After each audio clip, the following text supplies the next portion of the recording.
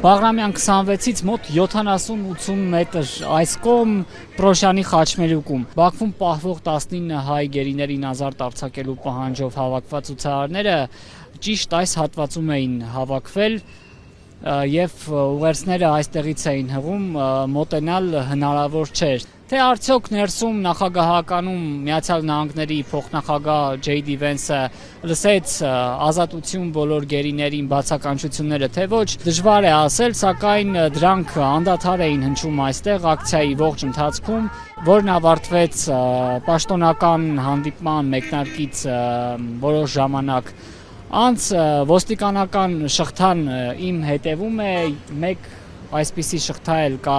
հակառակ կողմում, նաև Բաղրամյան մետրո կայարանի դիմաց, ընդհանուր առմամբ այս տարածք մոտենալ, մուտք գործել պարզապես հնարավոր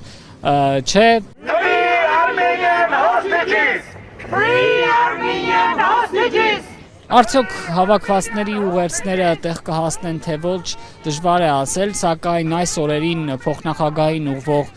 նամակները կարծես տեղ հասնում են, մասնավորապես արդեն մի քանի ամիս կալանավորված Բագրատ arczepiskopos Գալստյանյանի աջակիցները այսօր տեղեկացրին, որ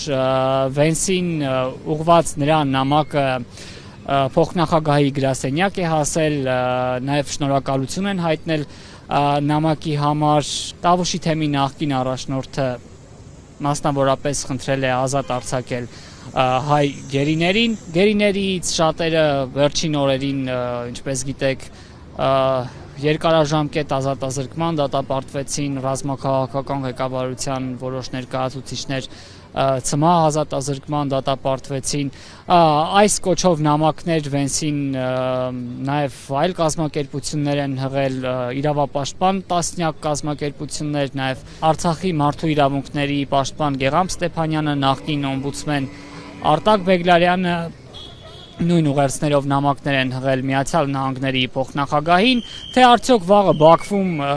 նաև այս հարցը Վենսի կողմից կհնչի թե ոչ, հայտնի չէ, ամեն դեպքում այստեղ հավաքված ցուցարարները փորձեցին իրենց ձայնը լսելի դարձնել։ Ազատություն հայ պատաններին! Ազատություն հայ պատաններին! Ազատություն հայ պատաններին! Ոստիկանական այս շղթայից զատ Վենսի ժամանման պահին նաև ուղղաթիռ էր պտտվում, թե արդյոք այն անվտանգություն էր ապահովում, թե այլ գործողություններ իրականացնում, պարզ չէ, իսկ Բաղրամյան 26-ում պաշտոնական արարողությունը հանդիպումը շարունակվում է։